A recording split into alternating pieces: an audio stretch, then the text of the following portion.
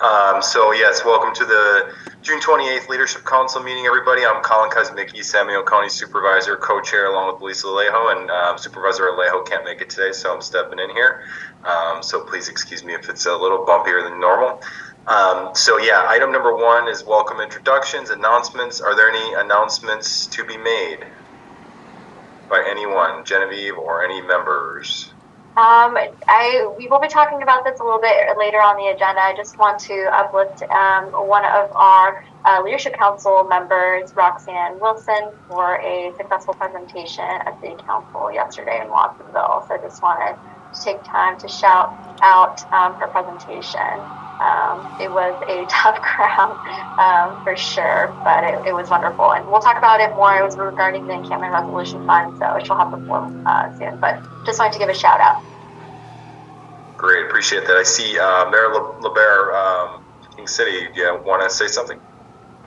Yes, I just wanted to thank the Leadership Council for the recent vote to help our city as we move forward with our Project Homekey. Invaluable, great partnership, and thank you so much. Thank you, Mayor. I know that's important work you're doing over there, so appreciate everybody's support on that. Any other announcements anyone would like to make?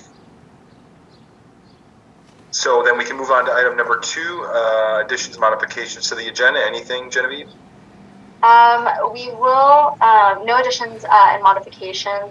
The email vote, we do have the minutes for that, so we will be sending an email vote for those to be approved for the email vote that we had sent. Like Mayor LeBaire mentioned, the King City interim $50,000 that we asked for HHAP 4 did get approved. So thank you all to the Leadership Council for approving that. Great, thank you everybody. So then we can move on to public comment. Are there public comments on items not on the agenda? Item number 3. We have Wes White with his hand up. Excellent. Go right ahead, whenever you're ready. Excellent, thank you.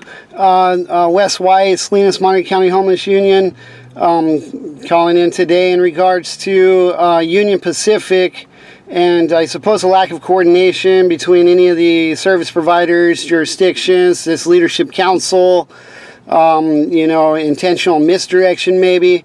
Supposedly just encouraging people to go to shelter is going to be sufficient to clear probably over 200 people on the train tracks. The city already has a law that says you can't be on a sidewalk, which is already illegal, but they can't wait to, especially down the block, which is Chinatown, and the assistant chief has already told people that he can't wait to arrest people, and I believe it. I've got other video where there was a LAPD homeless task person that was eager to arrest a bunch of people on the 29th. You might want to read about that. And it just seems like there's a fever. There's always been a fever. It's never stopped. Plenty of people getting paid, and this liability. So I would actually urge the service providers to not do their contractual obligations for this sweep, because all it's doing is providing legal cover for brutality, taking people's possessions. It's not going to help anybody with mental illness or drug addiction. And, so we just need to stop this sweep. I'd like to do an injunction or have some way to relocate these folks, part and parcel, everybody intact, to a new location. The city council actually mentioned sanctioned encampment about 6 months ago, but that's never gone anywhere. Now there's going to be a carnival. Wrap up your comments soon. We're almost at 2 minutes, but go ahead. Okay, great. Well, I'm just terribly concerned for 200 folks about to lose their housing, the only form of affordable housing they have, and everybody else is just going to be like, well, couldn't do anything. This is the body that's supposed to stop these sweeps and redirect how housing happens. Make it happen. Stop the sweeps. Thank you, Wes. Other public comments with 2 minutes?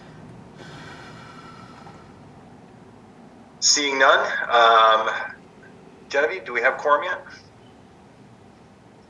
All right, Sabrina, I think we're at 11. Is that correct?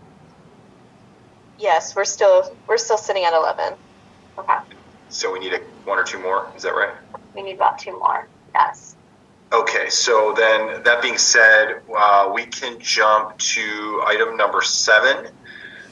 which is the Encampment Resolution Fund Application Update. Please go right ahead. All right, I'm just going to frame it. So as you all know, we sent out a announcement about, I think it was 2 weeks ago, just saying that the encampment resolution funds were awarded by California Interagency Council on Homelessness. The spearheader on this application was Roxanne Wilson. So I just wanted to take some time just for Roxanne just to talk a little bit about the encampment resolution fund and what's next, what's it about, all the good things about it. I'm gonna tell you guys, it is literally the most complicated thing I've ever done in my life. And that's why a lot of people have avoided doing such thing in the past. It is 3 jurisdictions. So it's Monterey County owns a piece of that river, Santa Cruz County owns a piece of that river, and the city of Watsonville does. Plus, there's this JPA that oversees the river called the Pajaro Regional Flood Management Agency. The PERFMA just received, I believe, 500. I've been saying 4, and he corrected me in Watsonville yesterday. $500 million to repair, expand, and elevate the levee. There are quite a few people who live inside along the river. So 7 principles of addressing encampments is you got to give people an alternative place to stay. So while I acknowledge that the program that we have designed may not fit everybody's needs, the CHE outreach team has been able to accumulate 45 plus names of individuals who have signed up on an interest list saying, if you build a project and it checks off all of this list that we are providing to you, we will try it out. So that list basically is what you would think it is. It's wraparound, holistic, whole person care services with mental health services for pets. We put $20,000 in there so pets can get served. There's 32 units, 4 of them are ADA, and they're going to be built on a church property in the city of Watsonville. There's going to be bathrooms, showers, a full indoor dining area, an outdoor dining area. It's fantastic. The construction for the site itself is about $4 million. And then the agreement that we have between the entities is that the County of Monterey would find the money to build it, and that Santa Cruz County would be the entity that would find the longer term funds to keep it moving after our initial $8 million has been fully expended. So this is a very exciting project. The thing that's the most exciting is the fact that the people had an opportunity to design it. There's way more than 50 people that live along the river, but there was a targeted area that we had submitted the grant on, and in that targeted area, like I said, there was about 50 individuals that got interviewed.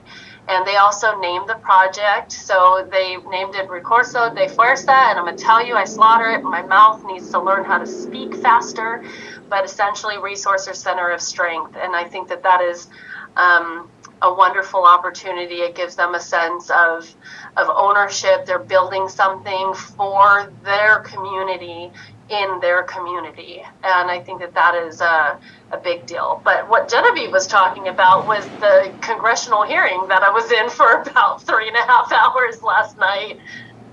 There was the city of Watsonville City Council was very interested in learning the very, very details of the project. So we had an opportunity to sit there. I did get a chance to meet the head of the Pajaro Homeless Union and some supporters from that side as well. We exchanged information, and I do look forward to hearing from them in the future. But like I said, it's complicated.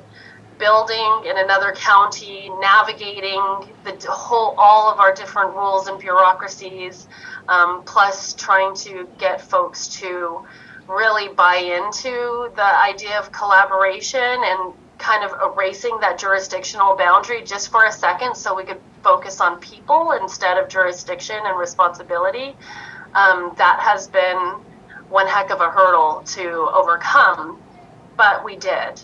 And I think that is the point, is that, you guys just got to find your champions and just keep growing that coalition and making it stronger and stronger and stronger.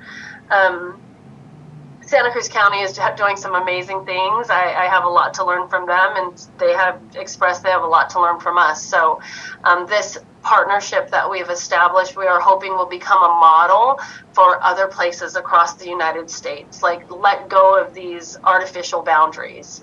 Like, that means nothing. So yeah, that's exciting. And we hope that we'll be able to get people moved in by this winter.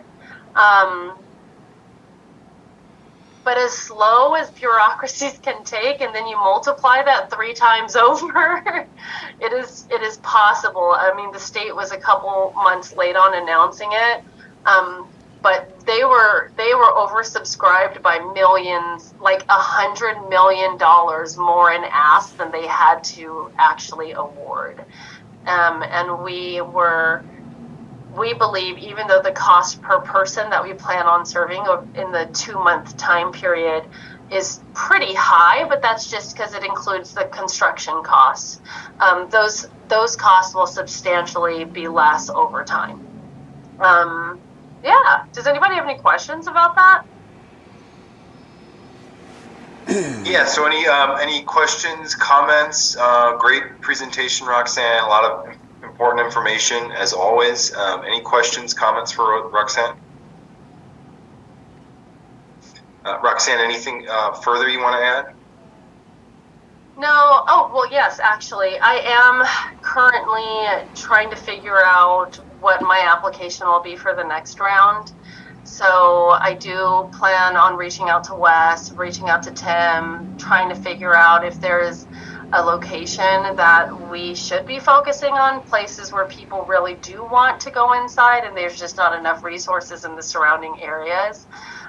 There is a lot of energy around focusing along the Salinas River in South County, but we'll need to, I need to be sold on it still, so we'll let you guys know as things progress and fold in the COC to get your input. Thank you. That's it.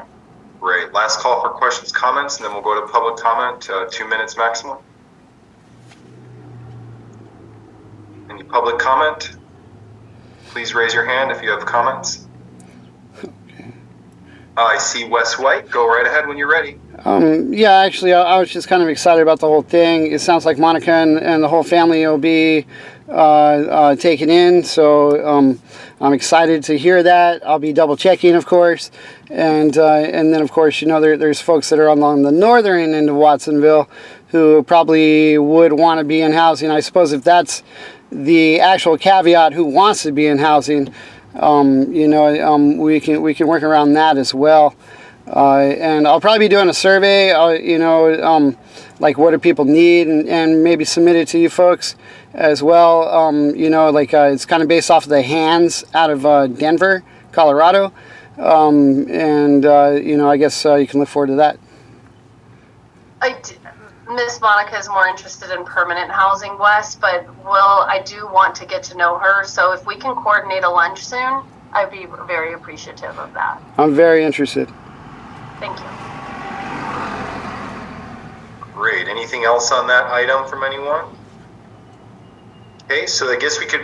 We do have quorum now. So if anyone has you know, a very limited amount of time, please let us know, or else we can go to item 8 and then come back to the action items, which would be 4, 5, and 6. But unless someone's got to get off in a few minutes, why don't we do 8?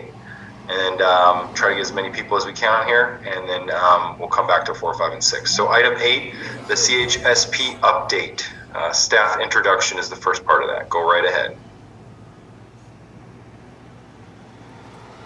Can you all see my little presentation here? Did it transfer okay? All right, perfect. Hi, everybody. Thank you all for being here. I always really appreciate it. I know we are just 2 days away from the end of the fiscal year, so I know everybody is just wild and busy. I know some folks are here from vacation, so thank you for taking the time to be here. So this is not my update. We're going to go to that for the first one. So staff introductions. We have a lot of new staff here, so I wanted just to take the time to introduce some of our staff at the coalition that are new to the organization. So I'm going to first take time to introduce Mahnor and give Mahnor some time to introduce herself. Mahnor is our new governance coordinator. Mahnor, introduce yourself to the group. Thank you, Genevieve. Hi, everyone. So happy to be here. I recently joined the Coalition of Homeless Service Providers as the new governance coordinator, and I just graduated from the Middlebury Institute, and I look forward to learning from you all. Thank you. Right. And then we have Delia, our new CARS manager. Yes, hi. Hello, everybody. It's nice meeting you here. I started with CHSP almost 2 months ago, and I also have a school background with the Middlebury Institute of International Studies. I graduated in December. I did have a short stint with the Monterey County working for the Department of Emergency Services, but most of my experience is working with the Department of Defense and as a client with a research and development company. But I'm excited to be here to work on these important issues. Thank you. Welcome, everyone. Is that all for staff introductions, Genevieve? We have, and I know Olga's had some trouble with your microphone. Olga, is your microphone working at all? Okay. Okay. All right. So we have Olga, our new office coordinator. I'll do her introductions for her. Olga actually has extensive experience in the legal background. She is a law student, as well as a former paralegal, and also actually worked a while ago, but in our housing authority. We're excited to have her on board. Welcome, Olga. And then we have Sean Atten, our new CARS coordinator, who comes to us from Tahoe. He does have experience actually even working in our own in HMIS systems with WellSky, but he's worked at shelters as well, so he has on the ground level, and so we're excited to have him as well. So you'll see them around the office if you ever stop by, and this is my call for an open invitation if you're ever wanting to come by our office. So that's it for staff introductions. And I can just keep on a roll here, Supervisor, keep going with our updates. So some of you that are part of our regular Notice of Funding Opportunity process for HUD might know that our grants inventory worksheet, which is normally first part of the HUD federal funding season, was released about 2 weeks ago. So if you're part of those applications, the renewal applications from last fiscal year, we would have reached out to you. They're due today. So we're on time in sending those over to HUD. But normally the grant inventory worksheet is the first signal on but the first signal that the Notice of Funding Opportunity is coming right around the corner. So I'm here to prepare the Leadership Council that you'll see in the next couple of meetings. You might recall last year and the years before that we vote on this application all together. You'll be seeing that as one additional responsibility. We do hope that it falls very nicely with our August 30th meeting with the Leadership Council. It might not, just depending on where the HUD funding season is and when we have to turn the application in. So I'm just putting it all in your purviews now that maybe there's a special Leadership Council meeting that's coming. We hope not. We hope it falls nicely in our calendars. So just a heads up. And governance public comment period. It is closing in 2 days. So I wanted to thank the folks that have had the chance already to submit the survey and reviewed the application. An extensive thank you to our governance committee for the work of really of going through our governance draft with a fine-tooth comb so that it is ready for the public comment period, and we're coming to the end of that. And so that's going to be this Friday, close of business. The survey is closing, so just get your final thoughts in. Even if you're just like, honestly, I'm looking at a 30-page document, I don't know exactly what it's supposed to say. That comment in itself is really helpful so that we can make sure that we have a successful implementation. to present to you all. If you're a new Leadership Council member, I highly suggest that you read this document. It's really helpful just to really understand and navigate some of our language and what's going on here at our continuum of care. So this is an incredibly important document. So just again, thank you to everybody that's been a part of changing this charter. And that will go up to Leadership Council vote for the final draft in August, in our August meeting. Lead Me Home Summit update. We do have a date. So we're going to be sending out a save the date for our Lead Me Home Summit soon. And I want to tell the Leadership Council now that September 28th is when we will be hosting the Lead Me Home Summit. We will be hosting it at the City of Salinas Center, CSUMB City of Salinas Center in downtown Salinas. It is going to be a regional summit. It's going to be our second summit and a first regional summit. So we're really excited to bring this to you all. And last but not least, year 2 and year 3 action plan. We are working on our year 3 action plan and our year 2 progress report. Thank you to the funding committee for the updates on the year 2 action progress report that will support our year 3 action plan. So we will bring that up to a vote for the Leadership Council next meeting as well. So what I'm trying to say is that August will be active. So please just know that, and we will of course remind you just of a couple of things that will be coming up on our agenda for August. And that's our CHSP updates. Thanks, Genevieve. Well, all of us government folks like to take a lot of time off in July, so we'll make up for it in August. There we go. And so we'll go to public comment now. Anyone with public comment, please raise your hand. You have 2 minutes to speak.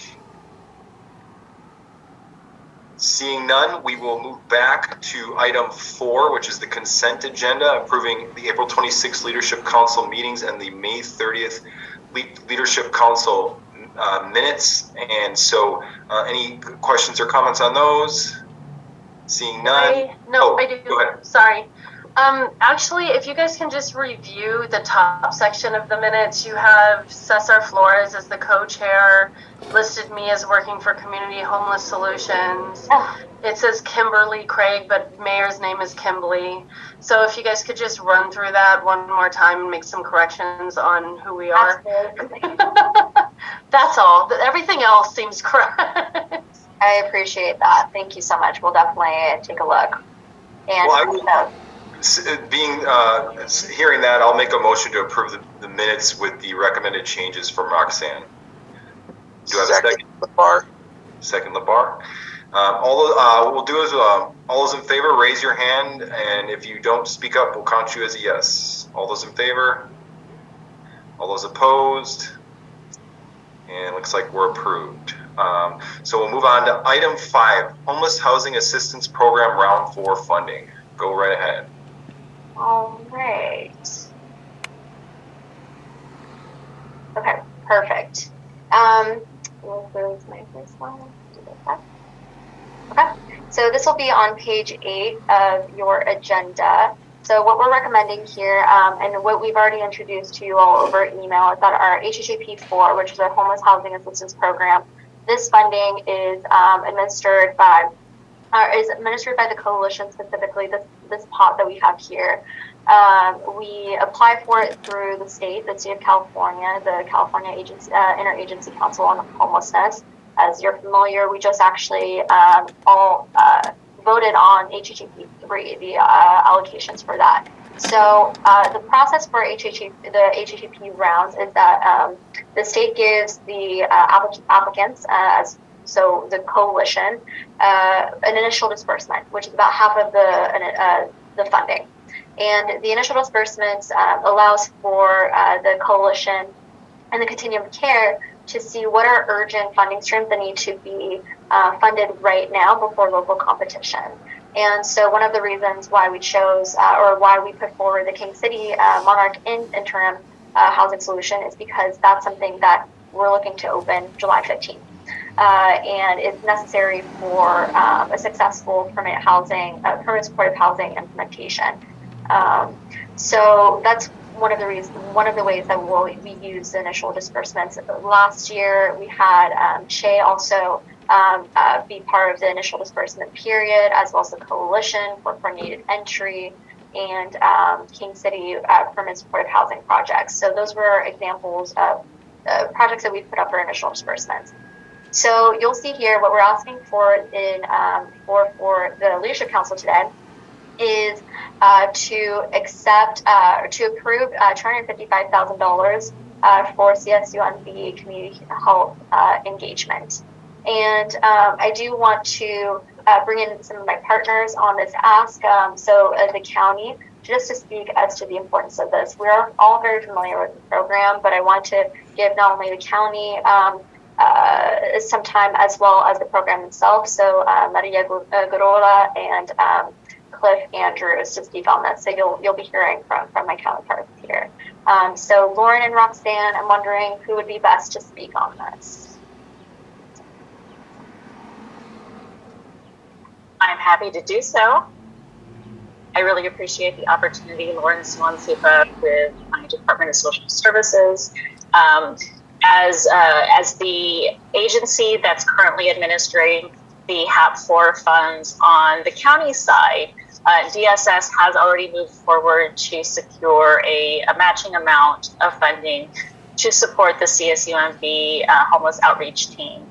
This still remains not enough, and we're very thankful to have additional partners in supporting these funds, and the Alliance is contributing an additional amount.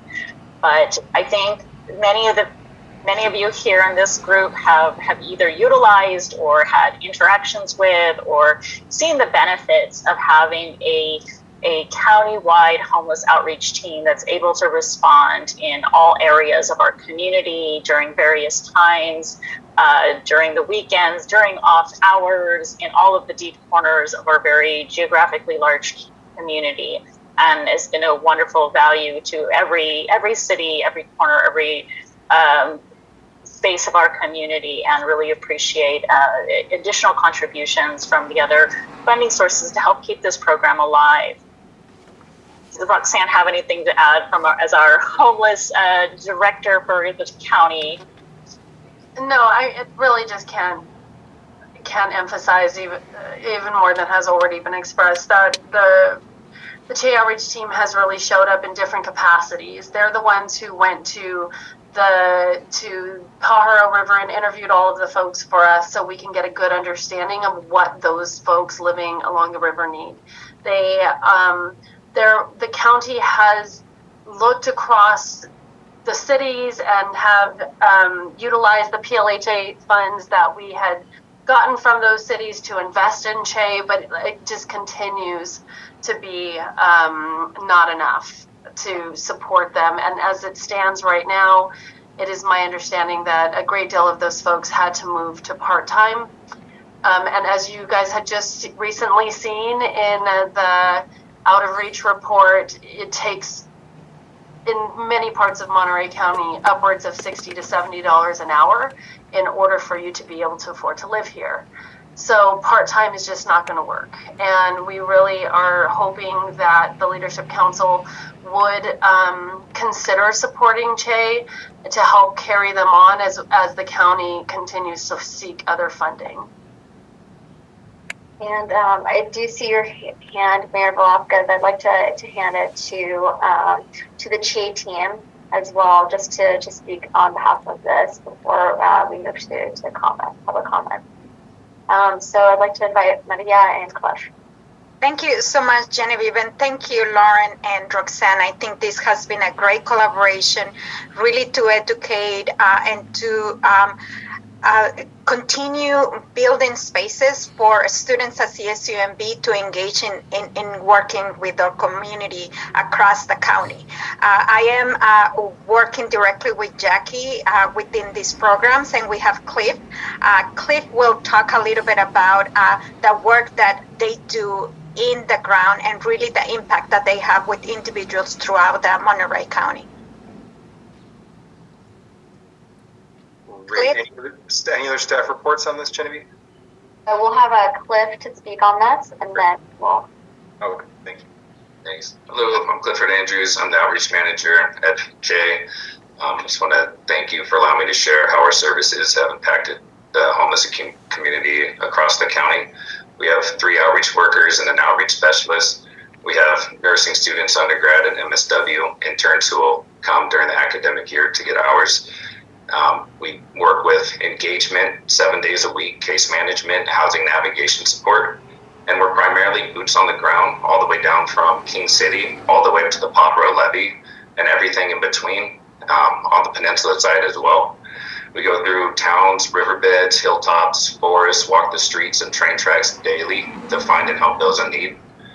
For instance, when there's projects going on, we'll walk through levees to reach the community and see what input like they would like to see in the programs, or if a motel program is getting started in a city, we'll go on the riverbeds, talk with them, create interest lists to see who wants to be a part of these communities.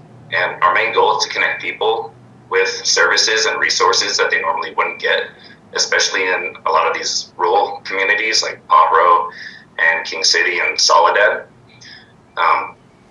Like when the crisis happened at the fire, we were there side by side with the family, the grandparents, mothers, fathers, children, to make sure they had a place to live. Or when the storms hit the county, we'll go up to the areas that are hit by the storms that are affected to try to help them, and when they're stricken by these environmental disasters.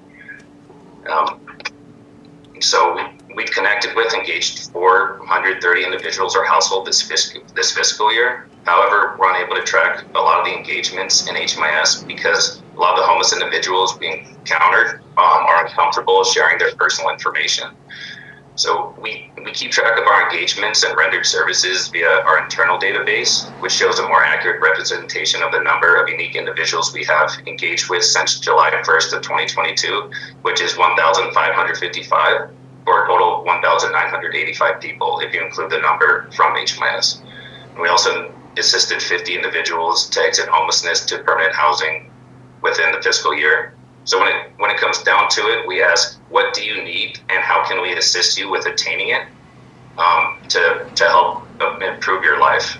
Because the same basic needs that are necessary in order to improve and sustain our own lifestyles that we have, they have the same needs, whether it's a bag of dog food, feminine hygiene, income, or a house to raise their children. Che is there to assist with making this happen. So I wanted to thank you all for listening, and I hope this glimpse into how our outreach efforts impact the homeless community gives you a better understanding of the extensive and essential, important work that Che does around the county. Thanks. And just to conclude, one of the reasons why we're putting forward this and why we believe that Che should be part of our HHAP Round 4 program is just due to the success of their program, point blank. We have gone on outreach. The coalition has gone on outreach and seen one-on-one the work that Che has done. We have Che, one of the staff members for Che, as an active member of our outreach committee, and is actually the chair of our outreach committee. So they are not only involved in the people, but in the success of outreach teams all throughout our region. And we believe that they do provide a value to our residents, and I do see them being a success in supporting our Leave Me Home Plan implementation. They were in our strategy 3 for year 2. We see that in the data. So that is my concluding comments, and I'll hand it back to you, Chair. Thank you, Genevieve. So that'll take us to public comment. If anyone has public comment, please raise your hand and you'll have 2 minutes to speak.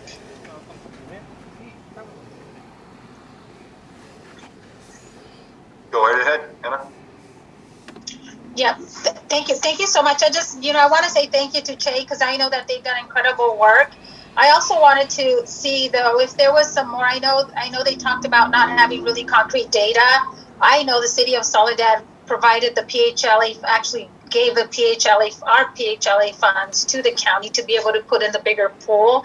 But I wanted to see if there was more data relevant to being able to look at where are those areas in the county that Che is really concentrating their time, or is it throughout, just throughout portions of Monterey County. I think for me, it's just if we can have some data in regards to where are some of those areas of concentration for the work that they're doing. Great, appreciate those comments. And again, we're doing public comments. So anybody with from the public with public comments, please raise your hand. You'll have 2 minutes to speak. Seeing none, that brings it back to the council. If anyone has any questions or comments, please raise your hand and go ahead. Sorry, Supervisor. Wes is actually part of the public, so I just wanted to take time. Oh, you know what? I'm so sorry. I had scrolled down accidentally, so I didn't even see that. So, so go right ahead, Wes, when you are ready to speak. Okay, thanks.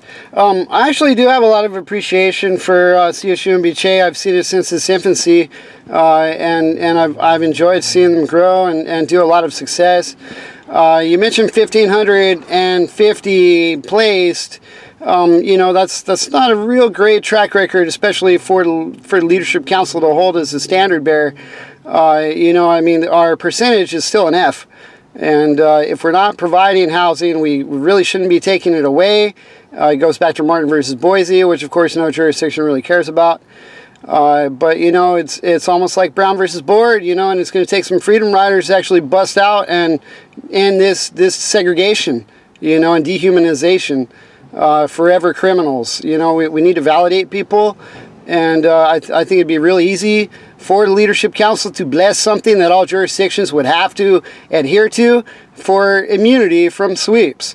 If they're enrolled in CHSP cars, you know, then you got to leave them alone. We're supposed to be providing people's housing, not taking it away. So I applaud everything you're doing, but you got a lot further to go. Please stop the sweeps. Thank you for your comments. Any other public comment? Please raise your hand. Seeing none, bring it back for comments, questions from the council. I'll start with Mayor LaBarre. You can unmute yourself. Thank you, Chair. I just want to say our city manager was extremely pleased with CHE's work down here. Just praised them. Some of the words that he used was, I mean, just big care. They treated people with dignity. So I am fully supportive of this, and I'll make this motion to support. Thank you, Chair. Thank you, Mayor. We'll move to Tim. When you're ready, please unmute yourself. Yeah, big shout out to CHE. I mean, they're doing an incredible job. I think the important thing to really remember is that they've spent the time and developed a lot of relationships with a lot of people out there. So I think it's really crucial that we continue with their progress and not let that go. Whatever we have to do to keep their progress, I think it is crucial for the entire community. Thank you, Tim. Anna, do you have additional comments? Mayor Velasquez? No, she took her hand down. Any other comments? Please raise your hand now. Otherwise, we will move on to a vote unless anyone else has anything else. So I will second the motion. Oh, I apologize. Got to have that part right. So we had the first from Mayor LaBarre and a second from Roxanne Wilson. And so once again, all those in favor, please raise your hand. If you're silent, it'll affirm your support. And all those opposed, please say no. Motion passes. We'll move on to item 6, coordinated assessment and referral system, CARS. Please go right ahead when you're ready. Yes. Hi, everybody. I just wanted to introduce, we've all had her introduction, Delia, our new CARS manager. She will be talking about the CARS Addendum. So I'll hand the floor over to Delia. Yeah, thanks, everybody. Yeah, so the CARS committee voted on May 10. Genevieve, do you have the addendum? I do. On May 10, 2023, to add an addendum to the CARS policies and procedures, specifically under the Referral Receiving Program Responsibilities section. And the reason for this, the overarching goal is to promote the efficiency of the CARS referral process. As our MOU states, we will offer referrals within 3 days to the agencies, and also to promote the integrity of the CARS master list data. So CHSP did notice that many agencies were not completing the process, the referral process. They were not uploading either the rejection or accepted letters onto HMIS. And so we proposed adding an additional item to the responsibilities of CARS receiving programs, which is that before requesting new referrals, the program must have more units available than open referrals. So if you want me to elaborate more on that, I can. But I know so the main thing is just, because when we download the master list, we want to be able to quickly go through the data and find clients that are not currently in a program. And so when we go through our case conferencing, it's much faster and it takes time away from that. So we just want to just add that on top of the additional responsibilities that CARS receiving programs have, that to please complete the referral outcome process before requesting new referrals. Does anybody have any questions on that? We'll real quick, we'll go to public comment. Any public comment, please raise your hand. You'll have 2 minutes to speak. Seeing none, bringing it back to the council. Any questions or comments? Seeing none, can I entertain a motion to approve the CARS addendum as recommended?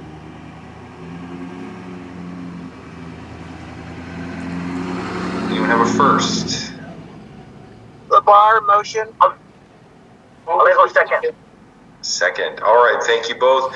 All those in favor, please raise your hand. Your silence will be counted as affirmation. All those approve or against, please say no. Motion passes. So if anyone joined the meeting late, we moved through some of the informational items when we did not have quorum. So we have now completed all 8 of our items. Our next Leadership Council meeting will be August 30th, 3:30 p.m. Anyone else have any comments, closing thoughts, staff or otherwise? Sorry, we're not done with some of the bullet points for CARS. We just I apologize for that. You're all good. So I just wanted to go quickly through B and C before we close up. So real quick, so for the emergency housing vouchers, I do want to lift up Zulika Boykin of the Housing Authority. Since Zulika has come on in December, we have where we had 30% utilization for the EHVs. It's been a 20% jump, and just a 20% jump. So now we're at 50% utilization. And just as a reference, that's in 6 months with almost 2 years in the process. That were since 2021, the EHBs were awarded to us, and so a 20% jump since December is really incredible. So I just it couldn't have been done without the partnership of the Housing Authority and the CARS committee. So thank you all so much, and the Leadership Council for giving permission for the subcommittee to be created. So at this time, we're actually moving really well with the EHB utilization. So Zulika, I know last time we chatted, and feel free to correct me on this, we had about 180 folks that are currently housed with the emergency housing vouchers. And I believe it was 80 folks that were handed the emergency housing voucher, so they're currently looking for housing. And Zulika, I don't know if are you still here? No, I'm here. You're here? I just want to make sure that those data points are accurate. They are. We had a big jump. We've been doing very well with the briefings, the navigation, the additional case management, and then the partnership with the COC and the other agencies. We have had a very big jump. We're trying to actually get them all did by the end of September, if we can. But yeah, we're at like 180, and then we have about 80 more in the pool. Yeah. And we also, well, I guess you're going to get to that next, but she did have 21 referrals for Pajaro, and they've been worked up, and those people are going to be actively searching with a prorated voucher due to, you know, documentation, but still they have a voucher in place to get them assistance. Thank you, Genevieve. No, of course. Thank you, Galika. I appreciate that. And I know that the numbers jump every day, so I just want to make sure that we have it as of today. So that being said, with the emergency housing vouchers, we're doing really well. Folks that we have, like I mentioned, we have 269 vouchers that are available to our community.